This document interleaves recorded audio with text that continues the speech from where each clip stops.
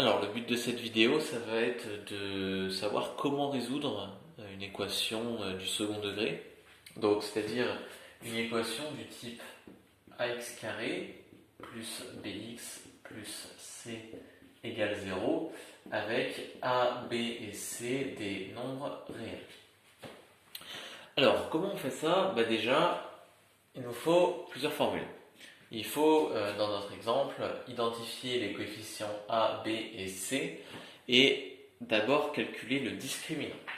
Le discriminant, qu'est-ce que c'est? Ça se note avec un triangle, c'est la lettre delta en grec.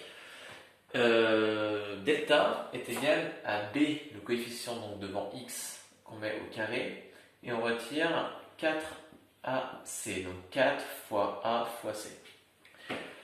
Et là, il y a plusieurs choix qui s'offrent à nous. Soit delta est négatif, et donc ça implique qu'il n'y a pas de solution réelle, donc pas de solution réelle.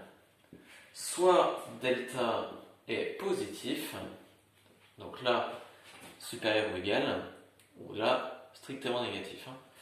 Et là, ça implique qu'il y a des solutions. Alors, là, deux cas possibles. Soit c'est égal 0, soit c'est supérieur strict à 0.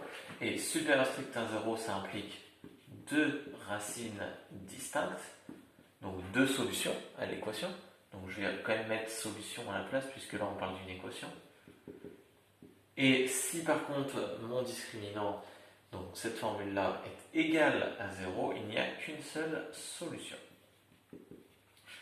Alors, on va essayer donc sur un exemple pour voir comment ça fonctionne. Puisque pour avoir les deux solutions, on a des formules qui sont données par moins b, donc la première solution qu'on va appeler x1, c'est moins b plus racine de delta sur 2a, tandis que la deuxième solution qu'on va appeler x2, c'est moins b moins racine de delta sur 2a. C'est des formules à prendre par cœur. On va voir comment ça fonctionne. Alors, j'efface tout ça et je tente sur un exemple. Je vais faire un exemple où il y a deux solutions. Je vais essayer d'en trouver un pour mettre en avant ce qu'on vient de dire. Donc, imaginons 2x carré plus 4x plus 1 égale 0.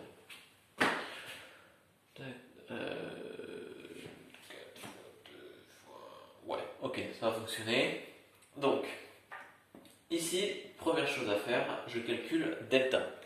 Donc delta, c'est égal à b carré, donc 4 au carré, moins 4 fois 2 fois 1, ce qui donne donc 16 moins 8, c'est-à-dire 8. Je peux donc maintenant calculer mes deux solutions, puisque 8 est strictement positif.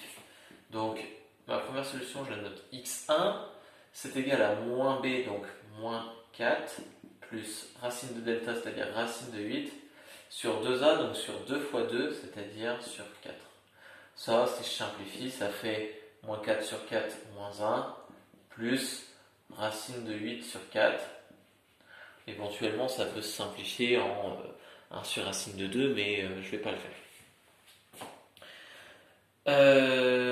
Ensuite, ma deuxième solution que je vais écrire à côté, x2 égale moins 4, moins racine de 8 cette fois-ci, sur 4 toujours, ce qui fait moins 1, moins racine de 8 sur 4. Et donc finalement, j'ai trouvé mes deux solutions. Je peux écrire S égale, entre accolades, ces deux solutions séparées par un point virgule.